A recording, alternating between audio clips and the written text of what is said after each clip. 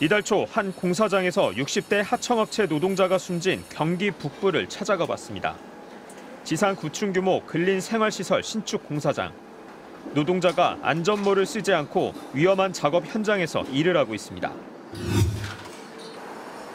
또 다른 노동자는 고층 난간 위에서 안전대로 묶지도 않은 채 맨몸으로 작업 중입니다. 그 옆에서는 소화기도 화재 감시자도 없이 불꽃을 튀며 용접 작업이 한창입니다. 노동자들의 머리 위를 오가는 크레인은 찢어지기 쉬운 포대기 재질로 무거운 건설 자재를 옮기고 있습니다. 모두 산업안전보건기준 위반입니다. 중대재해처벌법 적용 대상인데요. 현장에서는 기본 안전 수칙조차 지켜지지 않는 모습입니다. 현장 관계자를 찾아가 봤습니다. 보니까 지금 안전모도 안 쓰시고 계시고. 간혹 한 번씩 오신 분들이 있는 그런 식으로 좀 저희 통제하에 지키지 않고 불가 행동하시죠. 책임을 노동자에게 돌립니다. 용접을 하게 되면 옆에 안전관리사나 좀 이렇게 배치가 되어 있거나. 굳이 말씀하시면 물론 다 정확하게 하면은 안 되겠죠. 좀 노력을 해야 되겠네요. 갖고 오시니까 제가 어떻게 할 말이 없네요. 근처의 또 다른 아파트 건설 현장을 가봤습니다. 거대한 중장비가 쉴 새 없이 이동 중이지만 옆에서 사고가 나지 않도록 통제해야 할 신호수가 보이지 않습니다. 역시 산업안전보건기준 위반입니다. 신호수들 다 이렇게 안내가 있어야 되잖아요. 안 계시더라고요. 그 사람이 뭐 화장실 갔거나 뭐 저 한참 지켜봤거든요. 저희가 세우고 있는데 아마 약간 저 하여튼 잘 관리 잘 하도록 하겠습니다. 재작년 중대재해처벌법 대상 사업장에서 숨진 노동자의 절반 이상이 건설업에서 사고를 당했습니다. 우리나라 건설업 노동자의 사망률은 일본의 2.3배, 영국의 4.5배에 이릅니다. 해외 주요 국가들은 건설 현장에 대해 중장비와 노동자의 이동로를 명확히 구분하도록 하는 등 별도의 구체적인 안전관리 체계를 마련해 놓고 있습니다.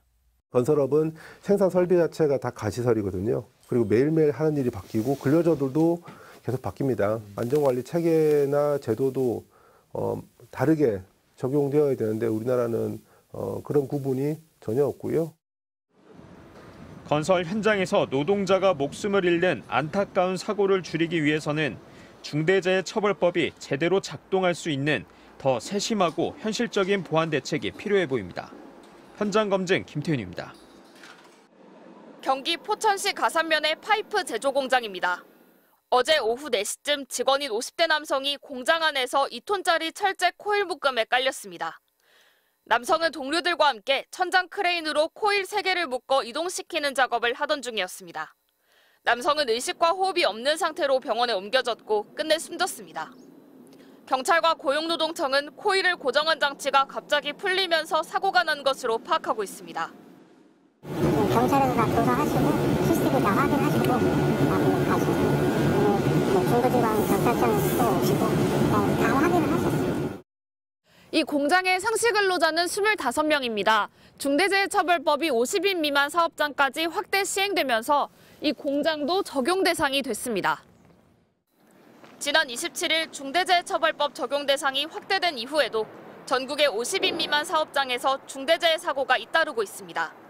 앞서 지난달 31일에는 부산 기장군의 폐알루미늄 처리업체에서 30대 노동자가 집게차로 폐기물을 내리다 작업장 안에 있는 구조물과 화물 적재함 사이에 끼어 숨졌습니다.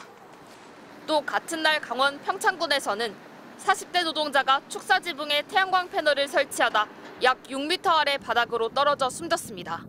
이들이 속한 업체의 상시 근로자는 각각 10명과 11명이었습니다. 작년 1월부터 9월까지 중대재해처벌법이 적용되지 않았던 50인 미만 사업장에서 재해로 숨진 노동자가 전체 사망 노동자의 57%를 차지했습니다. 벌써 50인 미만 사업장에서 세 번째 사망사고가 발생했습니다. 가장 많이 발생하는 중소사업장에서 중대재해법이 빠르게 정착되어야 하며. 포천 사고 현장을 찾은 이성희 고용노동부 차관도 법과 원칙에 따라 엄정하게 처리해달라고 말했습니다. MBC 뉴스 재은유입니다. 중대재해처벌법은 지난달 27일부터 5인 이상 모든 사업장에 적용되고 있습니다. 국민의힘은 50인 미만 사업장에는 법 적용을 다시 2년 더 늦추고 야당이 요구한 산업안전보건청을 보건지원청으로 바꿔 역시 2년 뒤에 설치하자고 제안했습니다. 수긍하기 어려운 요구이기는 하지만 하여튼 현장의 어려움을 해소하기 위해 노동계는 노동자의 목숨은 거래 대상이 아니라며 법을 또다시 유예한다면 죽음은 반복될 거라고 반발했습니다. 민주당은 본회의를 앞두고 1시간 반가량 의원총회를 통해 결국 정부 여당의 제안을 거부하기로 했습니다. 산업 현장에서 노동자의 생명과 안전이 더 우선한다는 기본 가치에 충실하기로 했습니다. 국민의힘은 민주당이 양대 노총의 눈치를 보고 민생 현장을 외면했다고 비난했습니다. 처벌만이 능사인가? 산업 현장 외면 말라. 윤석열 대통령도 민주당이 민생보다 정략적으로 지지층 표심을 선택했다고 말했습니다. 여야 모두 언제든 협상에는 응할 것이라며 여지를 남겨뒀지만 총선을 앞두고 산업계와 노동계가 엇갈리는 법안에 합의할 가능성은 높지 않습니다. MBC 뉴스 신준명입니다.